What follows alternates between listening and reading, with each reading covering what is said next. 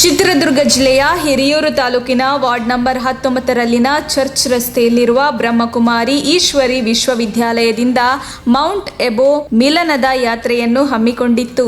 24ನೇ February 2022ರಂದು ಬೆಂಗಳೂರಿನ ವಿಮಾನದ ಮೂಲಕವಾಗಿ ಮೌಂಟ್ ಎಬೋ ತಲುಪಿ 8 ದಿನಗಳ ಕಾಲ ತಪಭೂಮಿಯ ಭಗವಂತನ ಅವತರಣೀಯ ಭೂಮಿಯಾಗಿರುವಂತಹ ಆ ಪಾಂಡುಭವನ, ನಾನಾ ಸರೋವರ ಹಾಗೂ ಶಾಂತಿವನದ ಯಾತ್ರೆಯ ಅನುಭವವನ್ನು ಹಂಚಿಕೊಂಡರು. ಇದೇ ವೇಳೆ ಪಲ್ಲವಿಯವರ ನೃತ್ಯವನ್ನು ಕಂಡು ಎಲ್ಲರೂ ಮೆಚ್ಚುಗೆ ವ್ಯಕ್ತಪಡಿಸಿದರು. ಈ ಸಂದರ್ಭದಲ್ಲಿ ಬ್ರಹ್ಮಕುಮಾರಿ ಈಶ್ವರಿ ವಿಶ್ವವಿದ್ಯಾಲಯದ ಸಂಸ್ಥಾಪಕರಾದ ಗಾಯತ್ರಿ, ರಾಮಚಂದ್ರಪ್ಪ, ಕಾಂತರಾಜು, ಸಿದ್ದರಾಮಯ್ಯ, ತಿಮ್ಮಣ್ಣ, ಮಂಜುನಾಥ್, ಪರಮೇಶ್ವರ್ ಇತರರು ಉಪಸ್ಥಿತರಿದ್ದರು. ವರದಿ ಮುರಳೀಧರನ್, ಆರ್, ಹಿರಿಯೂರು.